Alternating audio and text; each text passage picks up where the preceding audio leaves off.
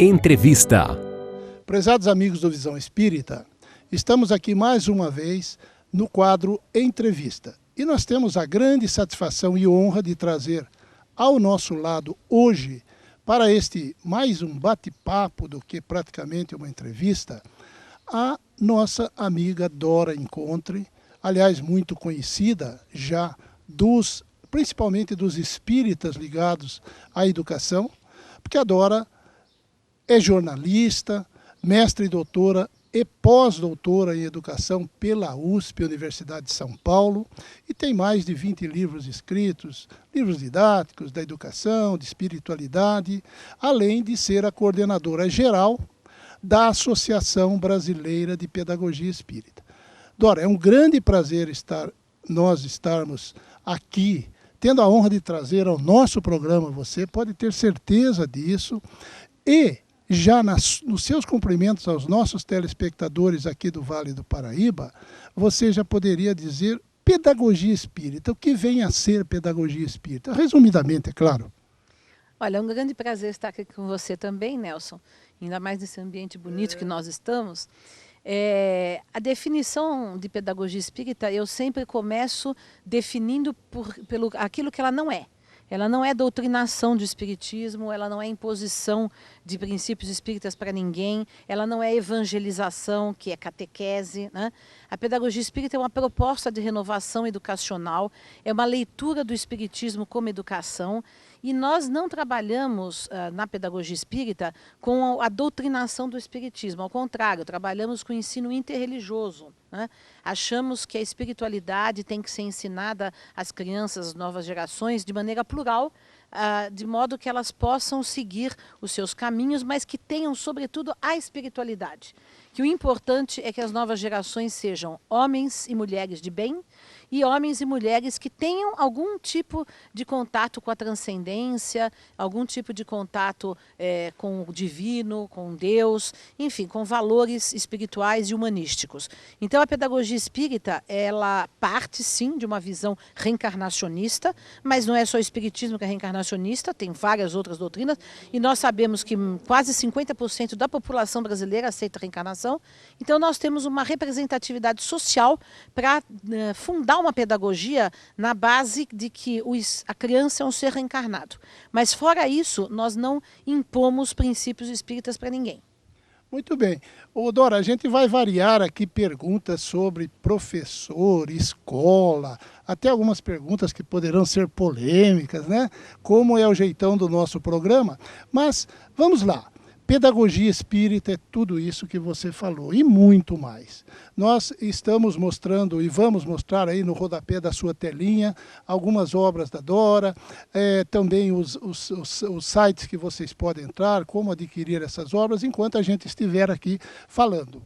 Dora, o espírita professor ou professora da rede pública, com todas as dificuldades que os professores de rede pública têm, sejam dificuldades estruturais, dificuldades pedagógicas, ele pode, de alguma forma, contribuir, se ele quiser, na aplicação minimamente da pedagogia espírita nas escolas públicas? Pode, porque a gente elege como 3 princípios fundamentais da pedagogia espírita o amor, a liberdade e a ação. Quer dizer, o vínculo afetivo que deve haver entre educador e educando, a liberdade, a autonomia, o respeito à individualidade que tem que haver ao educando e a ação, que a educação tem que ser ativa. A criança precisa fazer coisas, experimentar, aulas, passeios, sair, olhar, observar e não ficar copiando diante da lousa. Porque assim não se aprende, né? Assim só se gera indisciplina. Então, esse paradigma da pedagogia espírita que nós propomos, ele pode ser aplicado em qualquer escola, em qualquer circunstância. É claro que o sistema dificulta isso, mas o professor, quando fecha a sua porta da sala, ele pode fazer uma diferença, sempre, sempre, sempre. Seja ele espírita ou não, esteja ele na escola pública ou particular, ele pode fazer uma diferença, deixando uma marca de afetividade junto ao aluno, pode deixar uma marca de respeito ao aluno, enfim, de uma outra postura pedagógica, afetiva, diante da classe que ele está lidando. Que legal, viu? Sabemos que dezenas ou centenas de professores da rede pública são nossos telespectadores, espíritas e não espíritas. Agora, Dora, por exemplo, um grupo um grupo aí de pessoas espíritas gostariam de fundar, ou de estruturar uma escola dentro dos parâmetros da pedagogia espírita. O que eles têm que fazer como principais ações? Olha, primeiro ler as obras de pedagogia espírita, as de Herculano Pires, as de Ney Lobo, as minhas, para conhecer a temática, né? E depois nós temos também um curso de pós-graduação de pedagogia espírita de 2 anos para formar as pessoas no sentido delas conhecerem com mais profundidade, terem contato com professores, com experiências, etc. Então, esse curso é realizado, nós começamos a cada ano uma nova turma, agora em São Paulo, dia 11 de fevereiro, vai começar uma nova turma. Vem gente do Brasil inteiro fazer esse curso, né? Nós temos alunos de Minas, do Rio de Janeiro, do Sul, até de Brasília temos alunos, né? Porque é um curso inédito, quer dizer, um curso bastante profundo e que realmente pretende exatamente formar. Mas ainda achamos que é pouco. Temos o projeto de fazer, inclusive, uma faculdade de pedagogia, não pedagogia espírita, pedagogia em geral, para dar uma outra formação para o educador. Porque o grande problema que nós temos na educação brasileira é em relação à formação do educador, né? Então, nós estamos contribuindo aí de alguma maneira, tanto com os nossos livros, através da editora Comênios, quanto com a Associação Brasileira de Pedagogia Espírita, com os cursos, com os congressos que nós fazemos, com as publicações, para formar massa crítica de professores, pessoas, não só professores, mas pessoas de todas as áreas, que possam estar embebidas de um ideal de transformação da educação, né? Você vai falar então, Dora, por favor, fale a respeito da Associação Brasileira de Pedagogia Espírita. Quem quer fazer o curso, onde ele deve acorrer, o que ele deve fazer? Então, o nosso curso, ele ocorre uma vez, um fim de semana por mês, exatamente para as pessoas poderem vir de fora, né? E está ocorrendo em São Paulo. E quem quiser saber mais informações é no nosso site www.pedagogiaespírita.org.br ou pelo telefone 11 40 32 85 15. Pode fazer inscrições e pode ser pessoa de qualquer área, não precisa ser professor. Nós temos médicos, advogados, administradores, biólogos, jornalistas que fazem o curso, né? E também quem não tem faculdade pode fazer como extensão. Aí paga metade, mas frequenta o mesmo curso, né? Então, nosso objetivo é a divulgação da ideia. A Associação Brasileira de Pedagogia Espírita, ela existe desde 2004 e nós temos promovido congressos de pedagogia espírita. No ano de 2010, nós promovemos o Congresso de Pedagogia Espírita junto com o primeiro Congresso Internacional de Educação e Espiritualidade, trazendo pessoas do mundo inteiro para participar. Temos publicações, temos site, temos eventos vários. Esse curso ocorre em parceria atualmente com a Universidade de Santa Cecília de Santos, que certifica o curso, é reconhecido pelo MEC, é uma especialização. Então, nós estamos trabalhando aí para entender, como queria Herculano Pires, o espiritismo como um projeto cultural de impacto na sociedade, não como uma seita fechada nos guetos dos centros espíritas, mas como uma maneira de influenciar a sociedade de maneira transformadora, né? Que mude as estruturas da sociedade e que influencie outras pessoas, mesmo não espíritas, sem catequizar ninguém, pela irradiação dos seus projetos culturais, pedagógicos, literários e que venham a transformar as pessoas e as mentes. Que legal, hein? Que legal. Então, nesta linha de formação, falando de professores, inclusive você falou dessa má formação, né, que realmente os nossos professores têm. Parece-me que para contribuir e enfrentar esse problema, você tem alguma coisa chamada Centro de Educação Interdisciplinar Pampédia. O que vem a ser isso? Não tem. Isso é um projeto. É? Isso é um projeto que ainda está no papel e que nós estamos pensando em fazer. Quer dizer, seria um embrião de uma universidade, mas uma universidade totalmente diferenciada, com núcleos interdisciplinares, com ligação já com o ensino fundamental e médio, ou seja, em que se integrasse a universidade com a escola, em que os projetos interdisciplinares feitos na pós-graduação, na graduação, fossem aplicados junto às crianças. É uma integração, uma outra concepção de educação. Mas é algo que está no papel ainda, mas que estamos vislumbrando aí caminhos para colocar em prática. Ô Dora, e se vem do seu lado, essa história de estar no papel já está no universo, né? Eu digo sempre que eu não pretendo desencarnar nessa vida sem realizar isso. Isso eu prometo. Então, tá legal, legal. Agora, Dora, deixa eu dar uma cutucadinha. Olha bem, pedagogia espírita não é uma pontinha de pretensão, né? Numa área que é tão profunda, numa área que é extremamente importante, que é a educação do espírito.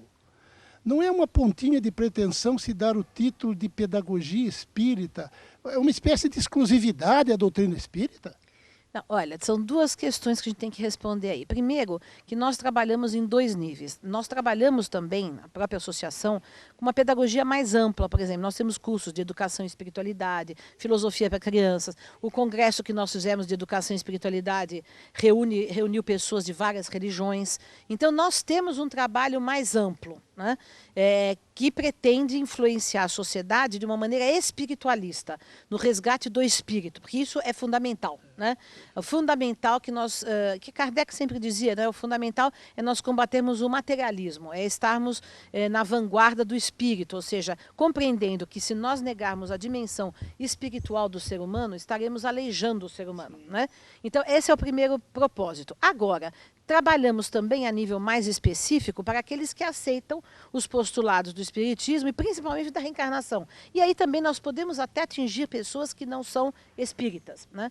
Quando nós realizamos o nosso Congresso Internacional de Educação e Espiritualidade, nós trouxemos vários pesquisadores internacionais das memórias de vidas passadas das crianças, de reencarnação, né? Da equipe do Ian Stevenson, o Jim Tucker, a Antônia Mills, veio também outras pessoas que fazem essa pesquisa. Muito bem, o que ocorre?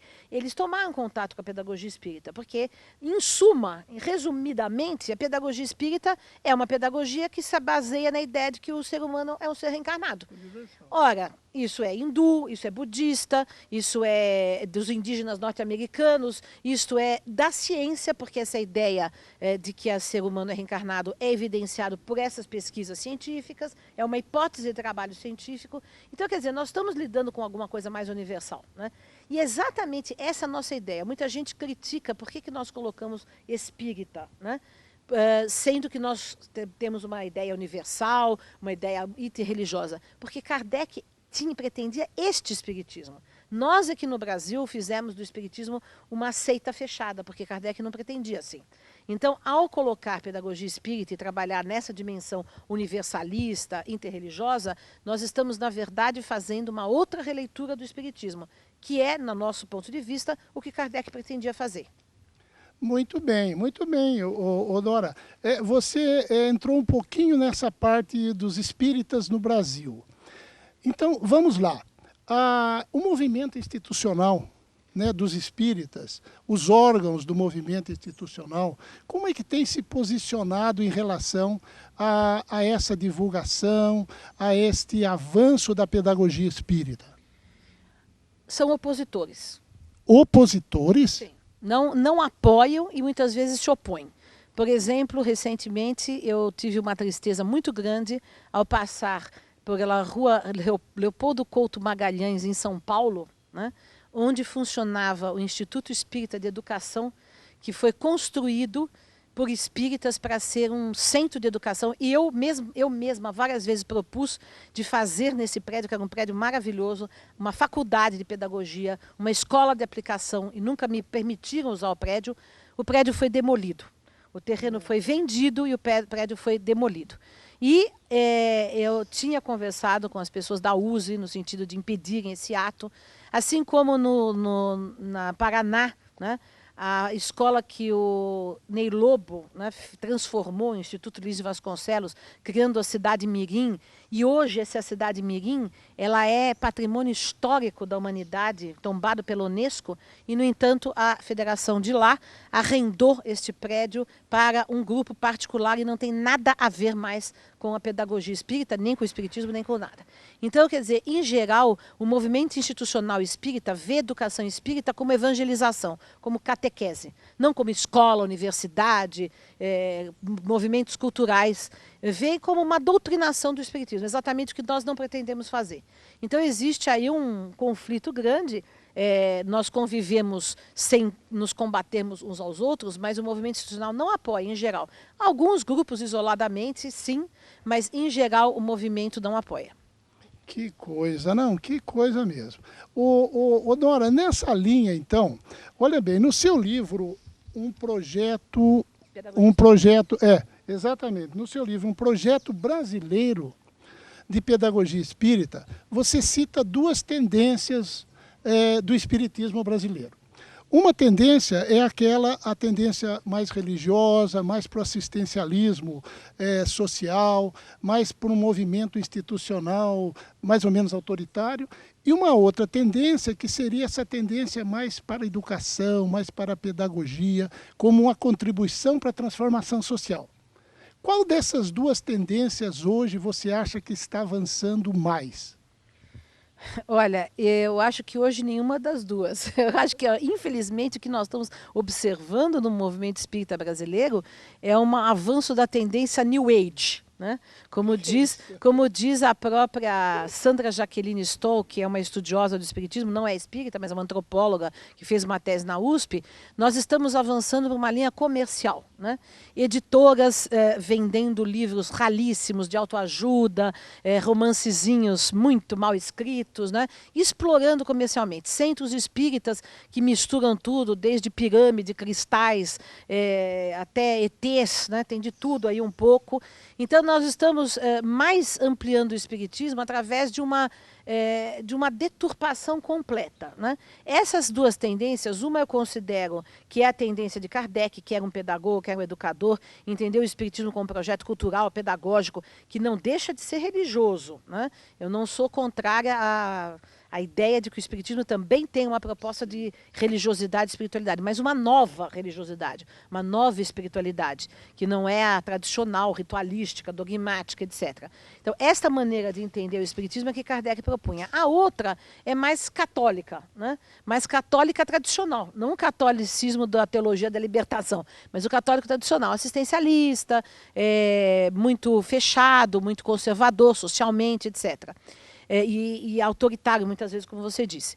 E agora, nós temos uma nova tendência que, infelizmente, é pior do que todas, né? Que é essa comercialização, essa exploração comercial do espiritismo, e que está assim, é o que vende, digamos assim, né? Eu digo, assim como a Igreja Católica tem o seu Leonardo Boff, que é algo altamente progressista, e o Padre Marcelo, nós temos também no Espiritismo, eu não vou citar nomes, mas temos equivalentes, os equivalentes aos Leonardos Boffs e aos Padres Marcelos, aos Oba-Oba, né?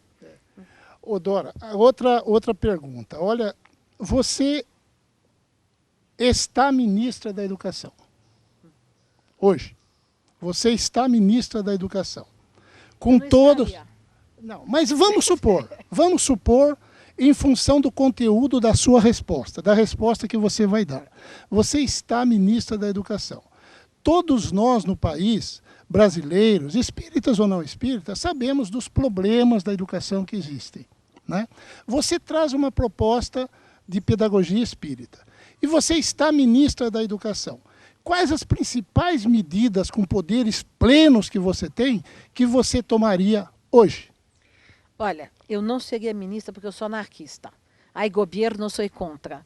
E eu respondo da seguinte maneira. Quando Pestalozzi participou da Revolução Helvética, né, foi em 1794, na Suíça, todos os seus amigos, né, inclusive Lavater, etc., eles foram para o governo revolucionário, que se instalou depois da Revolução. E perguntaram a Pestalozzi, ele já tinha vários livros escritos, já tinha mais de 20 obras escritas sobre educação, e perguntaram para Pestalozzi, o que você quer ser nesse novo governo? Ele respondeu, mestre-escola, né? Exatamente porque essas medidas eu não acredito que vindas de cima para baixo, né? E esse é o problema. Talvez se eu me tornasse ministra da Educação, eu extinguiria o ministério. Porque exatamente o problema são as medidas autoritárias de cima para baixo que acabam não produzindo efeito. Nós temos que trabalhar pelas bases. Exatamente. Então, as medidas autoritárias não surtem efeito. Muito bem, mas então você falou aí, você tocou no nome do Pestalozzi. Então, uma pergunta eu engato aí, é o seguinte, por que Piaget Piaget, Vygotsky, Freire, influenciam muito mais o nosso sistema de educação do que Comênios, Pestalozzi, Montessori? Isso é fácil de explicar. Eu sempre comento que na universidade há uma conspiração do silêncio em relação aos autores que não são materialistas. Isso em todas as áreas. Você vê na área da psicologia, por exemplo, só se estuda Freud e behaviorismo, não se estuda Jung, não se estuda Rogers, não se estuda Erich Fromm, que tem outra visão de mundo, mais humanística, mais espiritualista. Na área da pedagogia, a mesma coisa. O Vygotsky e o Piaget são autores materialistas, né? O Vygotsky era marxista, o Piaget era materialista. Não significa isso que eles não tenham a sua importância, que não tenham contribuído, porém, nós deveríamos estudar outros também, né? E essa é uma questão que, se eu vier a fazer uma faculdade de pedagogia, será predominante de estudar tudo o que existe, né? Quer dizer, todas as correntes, todas as propostas, e não ficar apenas numa doutrinação ideológica materialista, que é isso que acontece. Com todo o respeito aos nossos irmãos da Igreja Católica, da instituição católica em si, com todo o respeito a eles, você acha que a história da Igreja Católica no Brasil teve alguma influência para que isso ocorresse?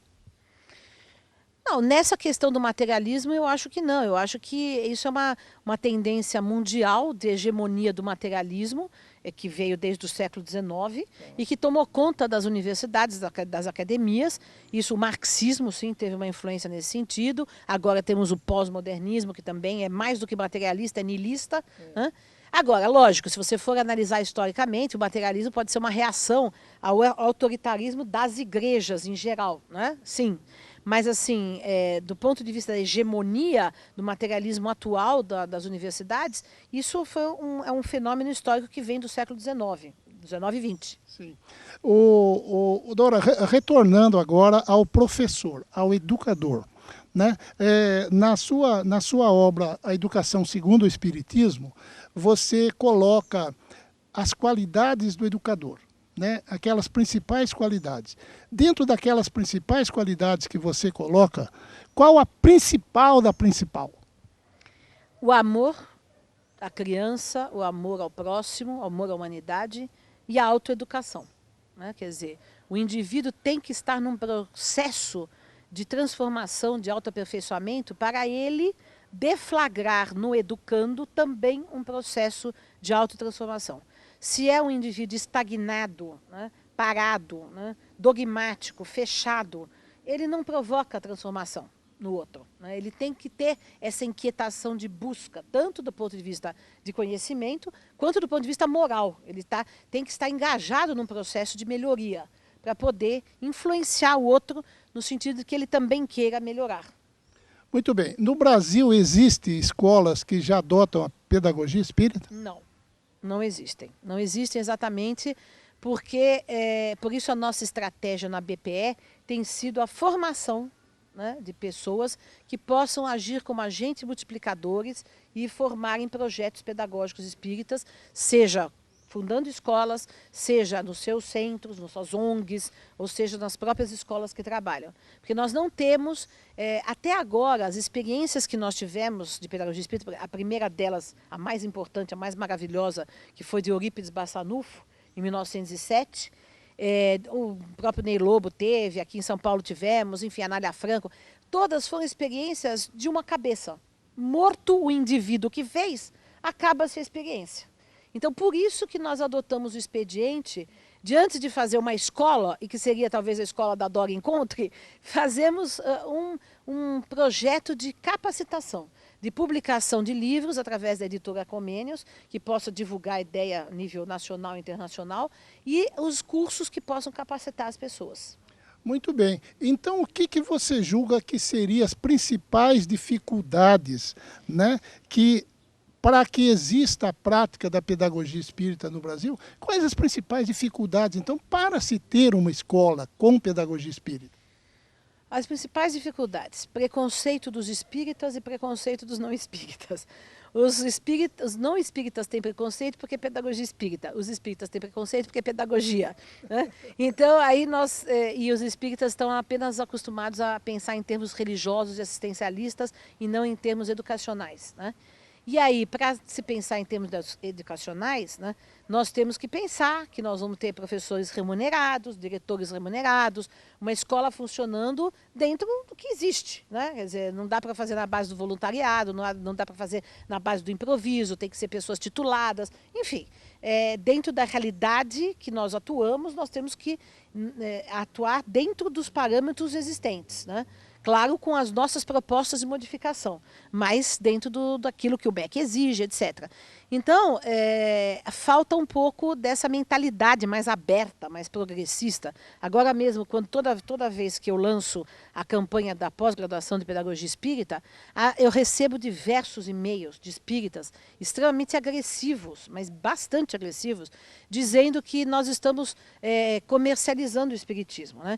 Então, eu costumo explicar, primeiro que nós lutamos com uma dificuldade danada. Até hoje nós não tivemos lucro nunca, né? Se tivéssemos, aplicaríamos na própria proposta, não seria para enriquecimento pessoal de ninguém, ao contrário do que tantas editoras fazem aí com livrinhos muito mal escritos, né? E, no entanto, as pessoas criticam porque nós cobramos pelo curso, mas nós temos que pagar aluguel, temos que pagar o certificado, tem que pagar o professor, tem que pagar secretariado, enfim, temos uma despesa normal de se fazer um curso, certificado pelo MEC, etc. Né? E aí as pessoas acham que nós estamos comercializando. Elas não entendem que o que não se pode comercializar no espiritismo é passe, é assistência espiritual, é aquilo que se oferece em termos de assistência espiritual, mediunidade, certo? Agora, o que se faz em termos culturais, por exemplo, quando a gente faz um livro, tem que vender o livro, porque custa, o papel custa, a impressão custa, é óbvio, né? Então, quer dizer, mas as pessoas confundem e são extremamente, às vezes, agressivas. Tanto que agora eu publiquei um editorial no nosso site explicando essa questão, né? Que não há um enriquecimento pessoal de ninguém com esse projeto. Ao contrário, há um empobrecimento pessoal em busca de um ideal muito grande, mas que as pessoas acham que porque está sendo cobrado, está sendo explorado comercialmente. Realmente é isso mesmo. Ô Dora, nós estamos chegando ao final da nossa entrevista, infelizmente pelo nosso tempo, mas fica o microfone aqui para você e as nossas câmeras, para você dizer aquilo que você julga importante para os nossos telespectadores que se interessem pelo tema, que queiram realmente se aprofundar mais. Estamos passando aí no rodapé os sites, os endereços, seu livro e tudo mais, mas mais informações que você deseje dar aos nossos telespectadores. Eu acho que a principal coisa é nós passarmos a entender o espiritismo como um projeto de educação. Qual é a ideia do espiritismo? Não é evolução, não é aperfeiçoamento do espírito, isso é educação. Então, aperfeiçoarmos os nossos espíritos, aperfeiçoarmos a sociedade, melhorarmos o ser humano é educação. Educação intelectual, educação moral, educação social, educação política, educação em todos os níveis. Né? E é isso que nós temos que investir o nosso tempo, a nossa energia, os nossos ideais, o nosso dinheiro, tudo aquilo que nós fazemos em termos de espiritismo teria de ser pela educação de todos, dos pobres, dos ricos, dos homens, das mulheres, das crianças, dos adultos, dos velhos, dos espíritos, dos encarnados, tudo tem que ser educação. Essa é a ideia que nós trabalhamos. Ok, nós agradecemos imensamente a sua presença e aos nossos telespectadores. Até a próxima.